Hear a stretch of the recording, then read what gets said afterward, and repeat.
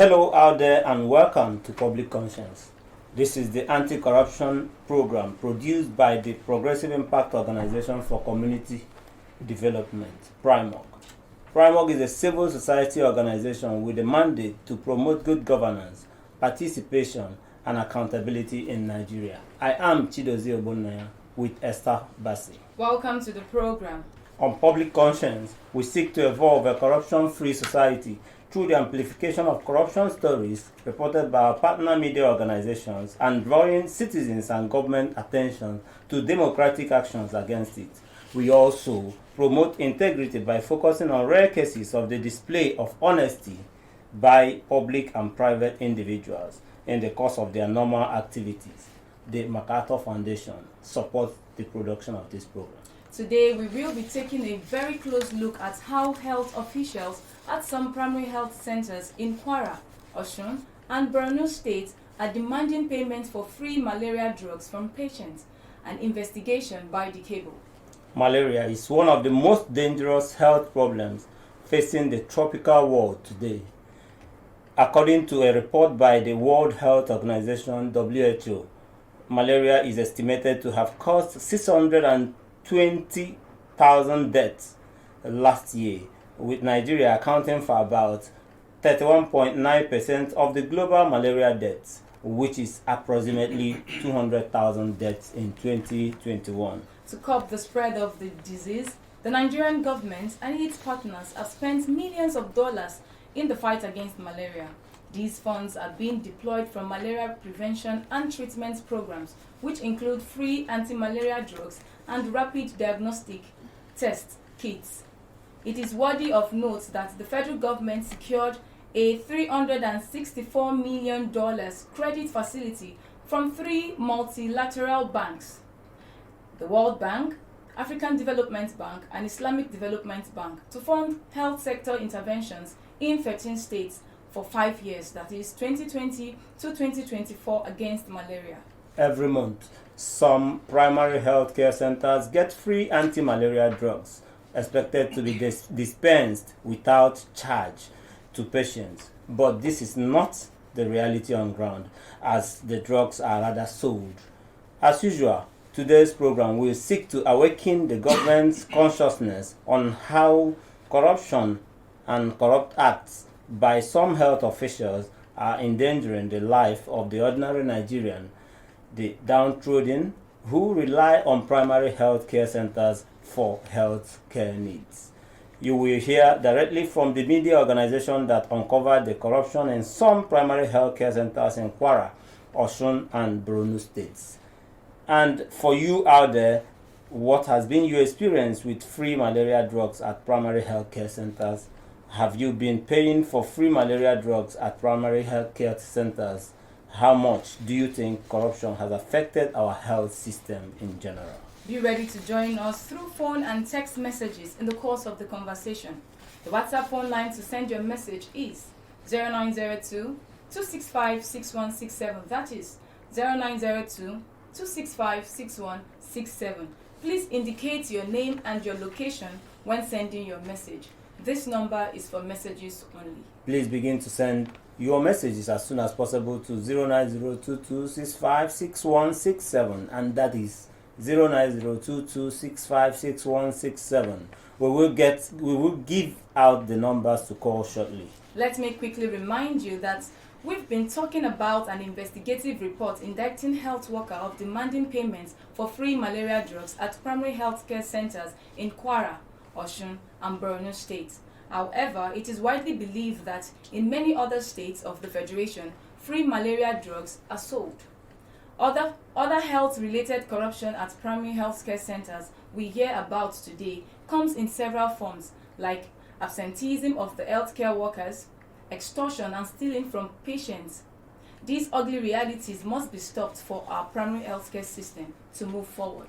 Sadly, hopes of eradicating malaria, the malaria scourge in Nigeria, continue to fade.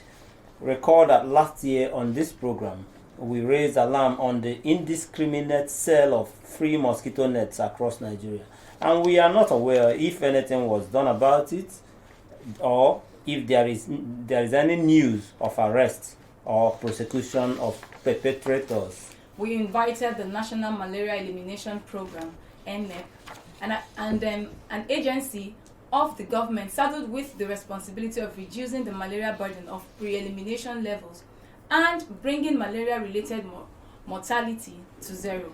Hopefully, they will join us soon. Let's keep that hope alive. And later on, we will share with you what some Nigerians had to say about how corruption is affecting Nigeria's health sector. But here in the studio, we are being joined by a journalist with the cable, Samad Uthman. Welcome to the program, Samad. Good morning. Thank you. And a public health analyst, Dr. Kasimia Ifeanyi. Many thanks for joining us, Doctor. It's a pleasure being here. All right, let's get straight to Samad. Samad, give us an overview of your report and why your organization deemed this investigation very necessary. In November 2021, there was a widely reported story about how the governor of Borno State, Babangana Umar Zulum, in Borno State, he went to some PHCs in the state and he feigned like a patient, and he was able to discover himself that the drugs that they approved in the Ministry of Health of the state to be free are being sold. Malaria drugs and others are being sold in the state, and that was where we picked it from. And it coincides with the same period where a particular organization in South Africa is funding journalists to do stories about health problems in the country, and that's where we kickstarted the whole allegation. We thought this should be about Borno State alone, and we're trying to see how is it going to be, even after the governor caught them himself, how is it at the moment. And we started investigating and researching about it, and our earlier plan was to go to Borno State alone, until we now started researching and realized that it is not only Borno State that is suffering from this alone. That was how we started picking some states, and we picked Osun, Borno, Kebbi also, and Kwara. Along the line, we were able to go to all these states, but our findings made us remove the Kebbi State out of the list. But what we realized is that the same way the government will release funds for construction of roads, the same way we release funds for other things that should benefit the poor masses of the country, is the same way they are doing in the health sector. Whereas there are some bottlenecks, there are some people somewhere trying to siphon these funds, or even the people in the government themselves trying to make sure that they benefit from these means. And part of it is the fact that the poor masses felt when they get to these hospitals they should be cared for, whereas they are being swindled unknowingly to them, unsuspectingly to them. They are still paying for what should be free to them. Okay, let's get straight deeper into your findings, because there were quite a lot of things you said the report reviewed. If you look at, when I read that same report, because according to it, you visited the primary health care, just as you said, in Borno and Kwara and Osun. What are the findings? How are these people swindling patients? So shockingly, when we go to Borno, even after the governor has the whole paparazzi of the media reporting and people being caught, people being taken out of the system, we still realize that even at that, this still continue to be. For instance, when we go to the hospital in Borno, we went to 2 PHCs in Borno, we went to one in Dalaram and one in Jere PHCs, and even the first thing that shocked me was the fact that, aside the fact that they are collecting money to give them drugs, they are still not even diagnosing them. It's just like they are looking for any means to just get that money the from money them and let them leave. No receipts, nothing. And in the sense that a form of indirect self-medication. So when you do not diagnose people before you give them drugs. Sorry, the test kits are also free. They are not free. Okay. You pay for everything in there. And the way they are doing it is that they make it look as if it has been subsidized. So they tell them 1,500, 2,000. They felt as if, okay, it's still cheaper to what they were seeing in private hospitals. So they felt it's something we can manage. But at the same time, they have been swindled unknowingly. So the same thing we realized in Borno, we realized the same thing in Kwara. and we saw the same thing in Osun State. The funniest part about Osun State one was that the state governments there are claiming that they built over 300 PHCs in the state and they are funding it. Before we went to the PHCs in Osun State, we called the Commissioner for Health, Samosu, and he said he was boasting on the phone that go and check, this is going to happen, nobody is collecting money from no one. When we got there, it was something else. The case there was even different from others. The state government has they awarded they commissioned the pharmacies of each PHC to private pharmacies outside. So when you pay for drugs, you get the receipt of those pharmacies outside the hospital, and that is how they run it. The government claims that when they are doing that, so that when they go on strike or when they are not being paid, it won't affect the public. So at the end of the month, the pharmacies will bring their receipt. But there in Osun, people were still paying for those free malaria, anti-malaria drugs. Exactly. We tendered the receipt and all this evidence to him after we left the PHCs. He did not respond to it. Okay, let's start from Osun. In the PHCs you visited in Osun, how much were they paying? What was the range? Around 1,015. You know, imagine someone that is selling bean cake on the streets, selling granite on the field, that is not making more than 1,015 per day, and still going to be extorted to pay this kind of money. And you know, in this kind of states where malaria is at its highest with them, they suffer about these things every day. Even we that we claim that we are in the tropics. So exactly. So even we that we claim we are in Abuja, we always feel as if we have fever and we go to the health center. Imagine the amount of time you feel you have fever and you go to the health centers and you continue to be swinging with this kind of amount of money. People that in a country where we are earning less than $1 per day. Do you think the citizens, they know that they are being swindled? They don't. They believe that they are not. It's just a kind of way for them. They just want to be treated. Okay, how much were they extorting those ones in Kwara and Borno? In Kwara, talking about, so they charge them as far as like 2,025 downwards. So we realized that in all the states we went to, it is not more than that. And the one that is more than that was in Kebbi State. But the revelation we got today did not allow us to impute it into the story because they have a kind of insurance, something like an NHIS. It's only when you apply that you get a subsidized drug. So that is not part of what we are looking for. The state government made it known that their own drug is not free in the state. It's not free in the state. Okay, let's get to Dr. Casimir Ifeanyi, a public health analyst, who is still here with us. Doctor, you've listened to Uthman Samad, yes, with his opinion, with his investigation there. Give us a sense of how important is free drugs in the management of malaria infection and your reaction to what he just revealed. I would want to start out by reacting to the report. I took my time to study it. And when I did, what quickly came to my mind was my tweet on May 31st. And I'll read it. This is the tweet. I said, financialization of global health challenges, particularly malaria programs/projects in sub-Saharan Africa, is a neocolonial extractive endeavor. And I posed a question in that post. And I said, what is the money worth of malaria? And I tagged Federal Ministry of Health, Fight Malaria, PMI Gov, and Ampar Malaria and Rogue Capital. Why did I do this? I wouldn't be able to tell you. It was just an instinct that came that day. So when I got your invitation, I was wondering, why are these people bringing me here to talk about malaria?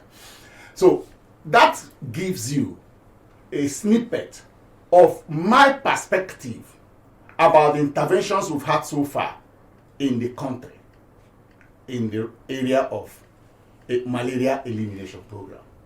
The money that had come is humongous. Humongous. Gain global health. It's put a lot of money in the fight against malaria. Between 2014 to 2017, a humongous sum of $1.147 billion were expended as malaria project intervention in Nigeria.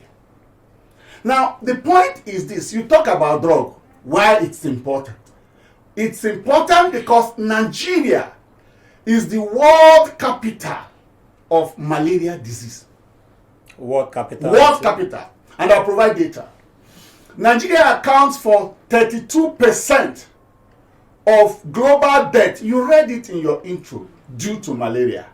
Nigeria accounts for 26.9% of all global burden due to malaria. So Nigeria is the world capital for malaria.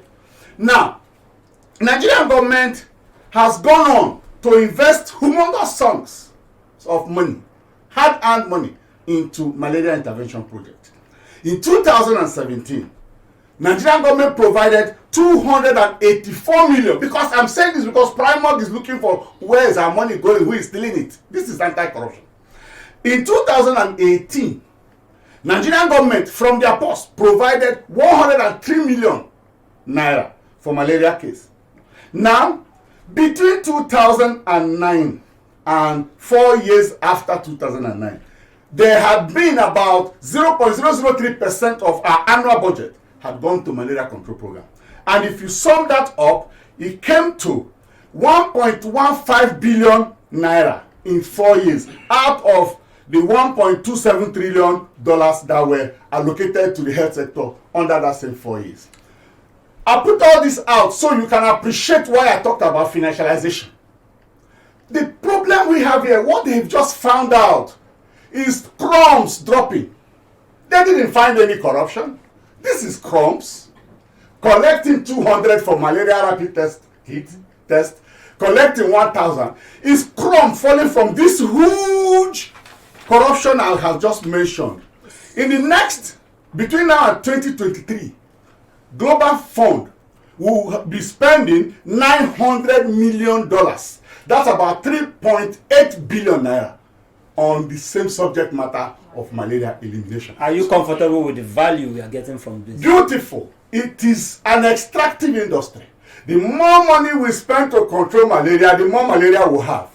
Because it's a conduit pipe. It's a conduit pipe, and nobody is ready to address it. Now, let me tell you why you have this problem. You see, we have even gone to take loan from World Bank, Islamic Bank, and ADB to control malaria in some select states, not all the country. We have over 30,000 primary healthcare centers in Nigeria, and that is scattered in our 9,565 wards, political wards across the country. I have done a proposal for a state name withheld on how to strengthen primary healthcare centers, because the primary healthcare center and system is a disaster. That's why he went around. Some of the places he went that they are collecting this money is not suitable as goat pen. Am I lying? Because you go there, you will see that it is goats that take refuge there. It is only when they say they claim they come to work that they chase the goat out and stay for the while they would and go. Now, you see, for me, honestly, it's pathetic what is happening with the malaria intervention program. Now, I am happy he brought this report. And one of the things the report revealed is that people are still being treated symptomatically for malaria. Now, all the interventions, this big money I mentioned, go largely to 4 areas that are not even addressed. The issue of long-lasting insecticide-treated mosquito net. That is one. The second one is indoor residual spray that do not happen, and money is budgeted. The third one is larva source management program. It's also not happening. The other one is intermittent presumptive treatment during pregnancy. A fraction of it seems to be happening. So there's so the point is there's one more. The seasonal mass campaign for children, because I want to bring that to the fore, is not happening. Now, why are all this, for me, putting something on nothing? If you continue, in one of the reports I read, the person was given an ACT, amoxicillin, and mebendazole, in addition to other things, just to treat malaria that you are not sure. That is. So, where is the place of mebendazole and amoxicillin in the treatment of malaria. So the point is a huge disconnect in the primary health center is what I'm going to tell you. March this year, the primary health care center had a summit where they reviewed the minimum package for health. And in that review, they eliminated totally medical laboratory testing component in the minimum package for health at the primary care health centers. So that's why all this is happening. And it can't stop. But the point is that people there at the primary health care centers are paid peanuts, so they are picking crumbs. It's the whole system failure. Let me tell you what it is. Input, output will always translate to outcome. And that's what you are seeing.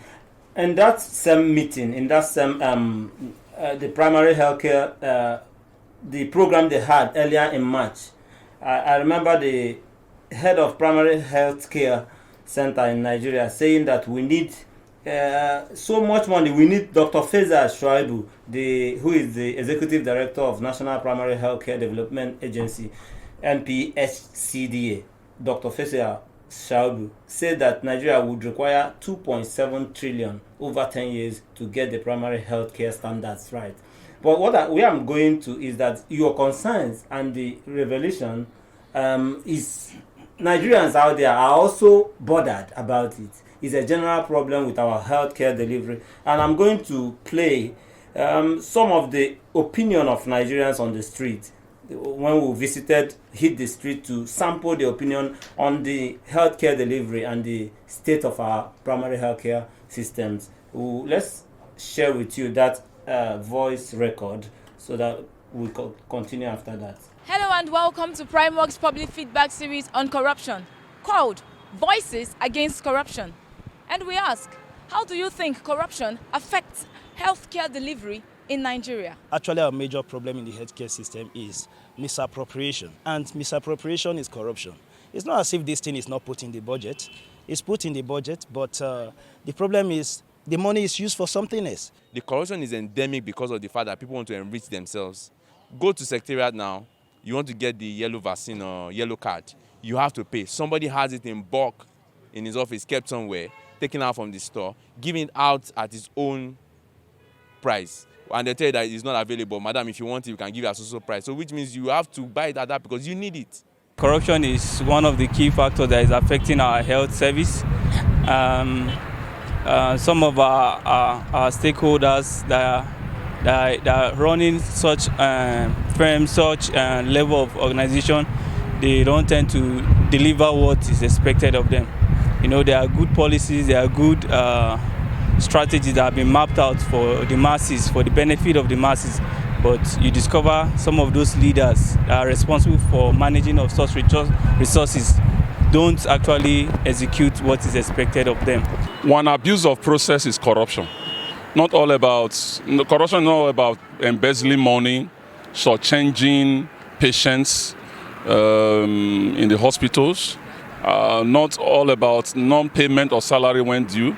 But anytime a process is shortchanged in such a way that what you are supposed to do, you are not doing it, that in itself is corruption. Poor attention to patients has been experienced in hospitals. And yet, the same doctor could have his own private hospital. And when you go, he gives you a sharp attention. Meanwhile, he's been paid in the government institution to deliver good services, health services. But he doesn't. So it's a corrupt system. Look at our health system, the health centers. How many of them are working? Our politicians fly overseas to get medical attention, and they leave us behind here. They don't even pay attention to what is going on in that sector. So, and these two sectors are very key. You see, the education sector and the health sector, they're very key to national development and all that. So corruption is playing a role there, a very negative role. Primark's public feedback on corruption in Nigeria is produced with support from MacArthur Foundation. Yeah, you just heard the voices of Nigerians expressing their view on how corruption is affecting healthcare delivery in Nigeria. Back in the studio, I still have Dr. Kasmia Ifeanyi and Uthman Samad from the Cable newspaper joining us this morning. Doctor, I will get your take on this voice, but let me quickly open the phone line so that people will get ready to join us. It's a platform where we also harvest the take of people listening to us. Esther, it's time to get the listeners involved. For you out there, please follow us on our social media platforms at Official Primorg. The spelling of Primorg is Primorg. The WhatsApp phone line to send your message is 09022656167, 09022656167. This number is for messages only. Please begin to send your messages now to 09022656167. And we are asking what has been your experience with malaria drugs at primary health care centers. Have you been paying for free malaria drugs at primary health care centers? And how do you think corruption affects healthcare delivery in Nigeria? And how best also can corruption be curbed in our health sector? While we wait for the phone lines, for the callers to come in, let me get straight to let me get your reaction, Doctor.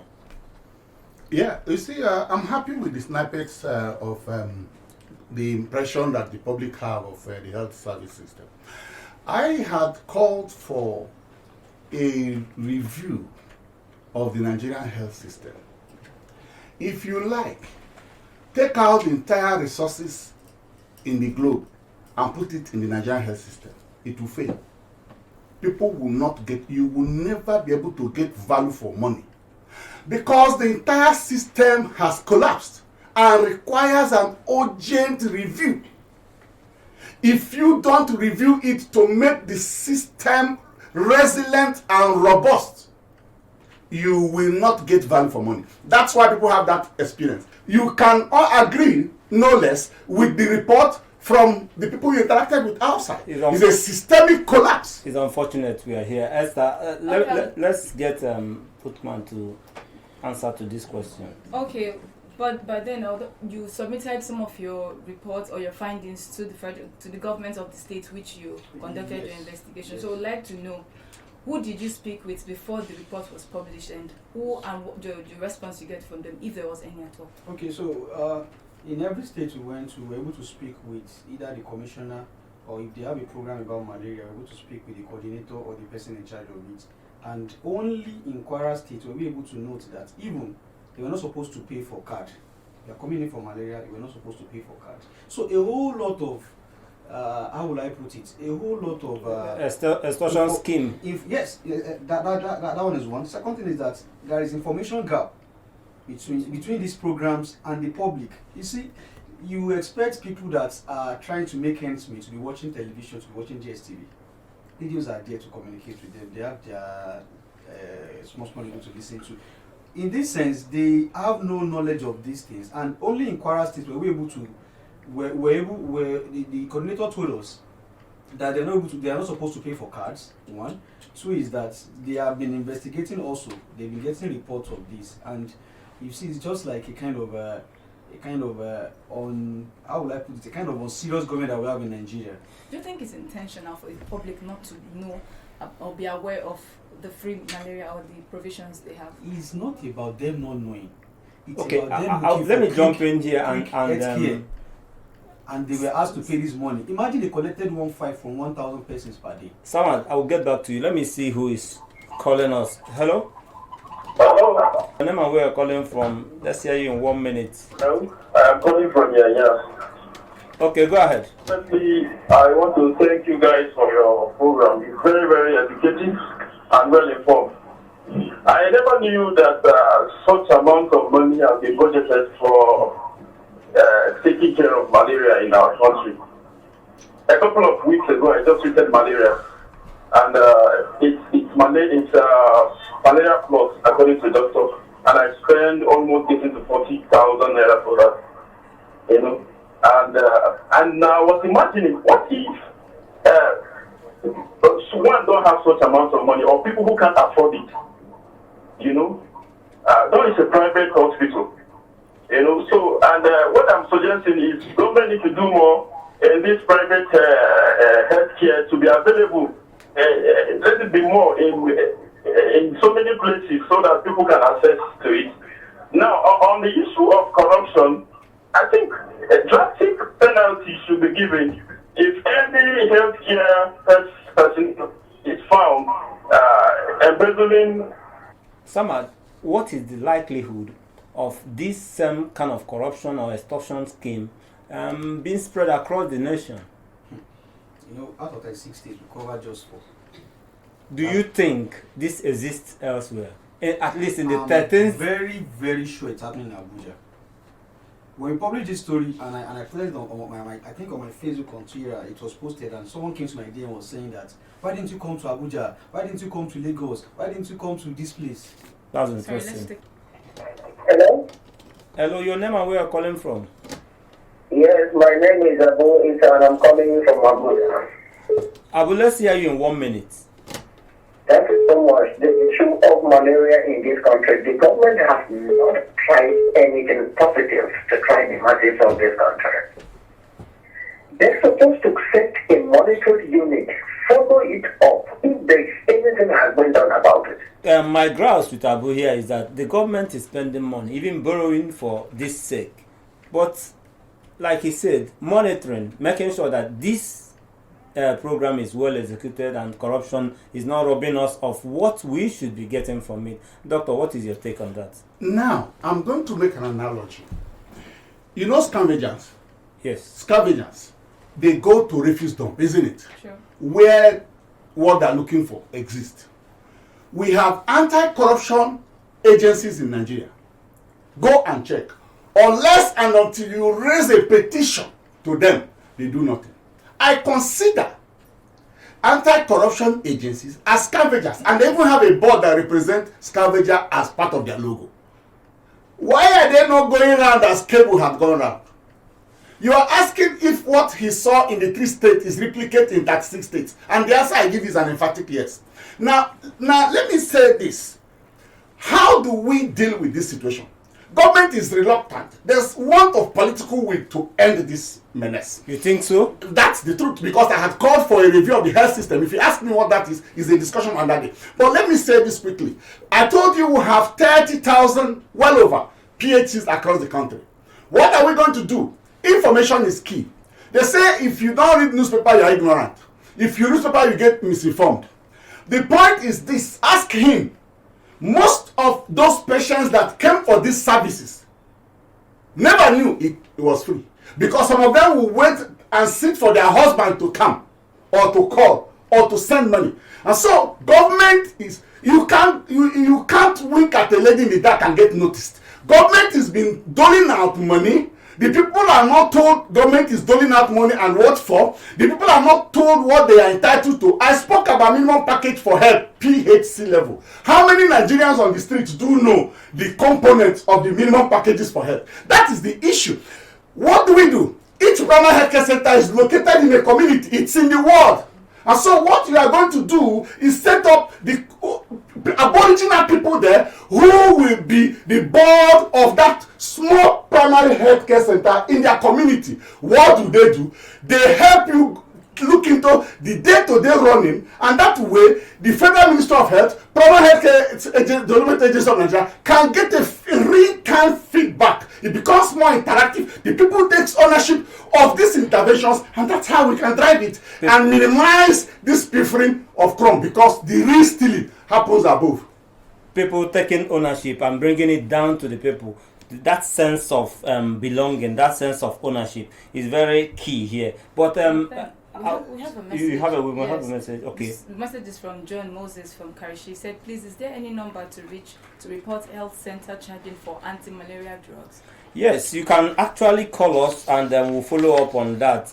You can send us a text message on 09022656167. I wanted to add to what Doctor said about. I was talking about the issue of information gap between the government and the public at that time, and we believe that in this report, as a part of it in Kwara State, where we challenged one of the attendants in the hospital, and was like, what you guys were saying, it is free, but you are asking us to pay for this drug, and she had to change the whole scenario and was like, if you are not paying for the whole thing, just go. Okay. So when you challenge them, they get threatened. When you challenge them, they get threatened. She was like, okay, yeah, you can pay 700 naira, you can leave. So they have to beat down the price. So information is key, is power. Exactly. If the residents, the people, the beneficiaries of this are aware, they will be able to stand against it. Our problem in this country. Why would they wait to be threatened before they make it like that? Something that they're not even supposed to pay for at all, you are still paying money for, and at the same time you're expecting us to be telling you it's going to be free. So with that, the state government themselves, it is the people in the community that tell us all these things. So they would have reported to their local government chairman, their ward councillors and the likes. So the government themselves, they know about all these things. Utman, I'll come back to you. Hello? Hello, your name and where you're calling from? My name is Jimmy, I'm calling from Nukwe. Junior, let's hear you in 1 minute. Okay, thank you very much. I'm really grateful to come across this program today on radio. And my interest is this. I've worked with NGOs before on this malaria program, and I've noticed, like the other speaker there is saying, the corruption starts from the top. But first of all, to help address this issue, sensitization needs to be in place. People need to know these programs. Sometimes even some of us that were at the facilities, when you try to bring to the notice of our superiors that this is what it is, will become hated because some of these people channel these products. It's not like the drugs do not come to facilities. Some of these people are they own pharmacies, they work in hospitals, some of them are medical doctors, some of them are pharmacists. If you look at the people that are heading these programs, so they now channel these particular drugs that are meant for the masses to their own private businesses and make profit on it. After the fact that they are still collecting money at the facilities, I am from Benue State. I'm telling you what is happening there. It's supposed to be people need to know, and then there need to be penalties, punishment for people that are breaking the law. If they say these products are free and somebody is selling, even when you go and report to the appropriate authorities, they do nothing about it because it is people there. I reported a case like that. What they told me is, leave it for God, we'll attend to it. So you want this man to lose his job, how will his family fit? How about people that are suffering for this thing? So the sentiment is too much in this country. It's either religious, tribalistic, and everything. And me, I ended up losing my job because I complained for something that was wrong. It's unfortunate. We just send us that message after now. They need to make people pay for it. By the time 2 or 3% to prison for this, the first day, even the organs, the people at the top now make instructions that everybody will be afraid of anybody. We let people go for sentimental reasons. We don't punish people in this country. That is the problem. Thank you, Junior. I have to leave it there. But for the phone number where you send the text message is 09022656167. 09022656167. Please send us a text message. Let's continue to escalate whatever that happened out there that we don't know. Would like to know your advice to the federal government after your conclusion on the investigation you conducted in these states. What is your advice to the federal government and its agencies on tackling corruption? That is the National Malaria Eradication Program, the Primary Healthcare Authority, and the Ministry of Health on tackling corruption in free malaria. So I hope if we are going to give this as the imploration, is going to get to them because we contacted them to give them our response. But my own advice to them is what did they do? No response. Along with Mamora, the Minister for State on Health, what was it called? The NPCHDA. That's the agency in charge of the primary health care centers in the country. No response at the same time. So we keep doing all these things just to fulfill all righteousness, to make sure that our reports are balanced, but we keep getting no response from them. So in this sense, I believe, I just pray and imploring them. It's not about collecting grants. It's not about borrowing money to take care of this thing. It's about making sure this money gets to the needy, people that need these drugs. Set up an agency, not the one on paper. Set up, just like the doctor said, set up people that are going to manage all these things for you and let people get cured. It's not about collecting money and we swindling it all around. On the ground, you saw the corruption there. You saw the extortion. Exactly. How can we get rid of it at the primary health care centers in 30 seconds? So, for me, I believe that it is just the citizens reporting whatever they see to the government themselves. And when they do, we hope this is going to be curtailed. Okay. Let's get back to the phone lines and take 1 or 2 more calls before we come to Doctor. Hello? Your name and where you're calling from? My name is Adelibibe Isaac Taiwo, calling from the Southern Capital Territory, Bebi Community for Society. Thank you for joining us. Please make your contribution in 1 minute. Thank you. I have a dream that the children, if there will be drastic reduction in infant mortality and the reduction in death of pregnant women and the aged in Erine in Oni local government of Kwara State and Awamuku in Ikwa and local government of Abia State, if only citizens begin to ask questions and follow it up, this corruption, even without the political might of those at the top, if citizens begin to interrogate issues, all of this will be eradicated. I have a dream again that Nigeria will be great again in my lifetime. Thank you for the opportunity. Thank you. I join you in that optimism as usual. But I will have to get to Dr. Kasmia Ifeanyi to also come in here. You've given a suggestion, a solution, how we can get out of the woods concerning healthcare delivery. But today, our primary healthcare centers, as you know, they're in bad shape due to bad administration and governance of those structures and corruption also. How much urgency should we be in considering the dangers it portends? We were supposed to do the thing you were asking me yesterday. So if we start doing it now, that will be right on time. But I want to say that if you asked him how you think we can reduce, I wouldn't want to say eliminate, how we can reduce this pilfering, because I have said and I insist that what's taking place at those levels are mere pilfering. The real stealing is happening at the top.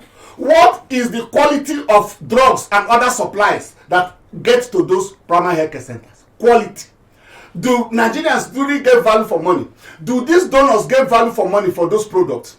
I have said that so long as the testing systems, the testing component of this program is not in place, up and running, we will not make progress.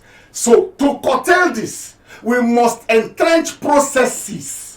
We must review our systems. Example, in their report, tested 100 positive cases of malaria by that sham testing process, because it's a sham. I will tell you why. And the people who got drug were 80. That disparity, was it interrogated? It will require processes and systems for those kind of disparities to be interrogated. He talked about people diverting the products to their private enterprise. If you have processes and systems, it will not allow that diversion. So, having said that, why did I say the testing is a sham? Go and check all the intervention program for malaria. Not a dime is being spent on strengthening capacity for malaria diagnosis. That is what is happening in East African countries, and that is why they are making fast progress compared to us here in Nigeria. It's a worrying situation right here where we find ourselves, but we have to understand that this is the only way to go to improve our health.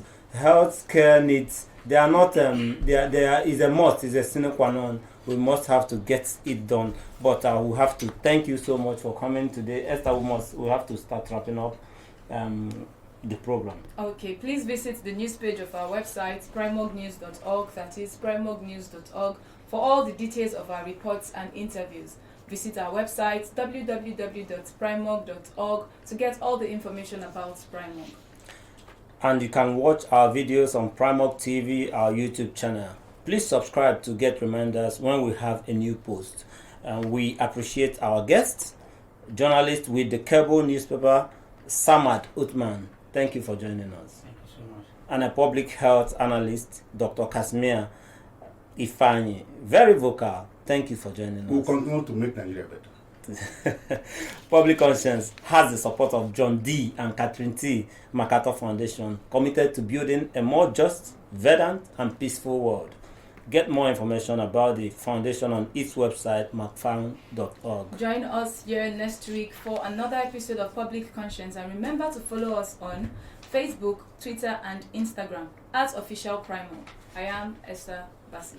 Remember that birth registration and birth certificates are both free if your child is under 18. help stop the corruption in birth registration, and do not pay for birth certificates.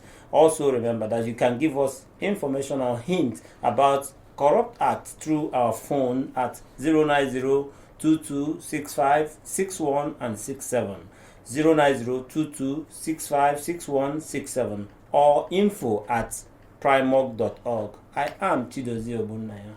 God bless you.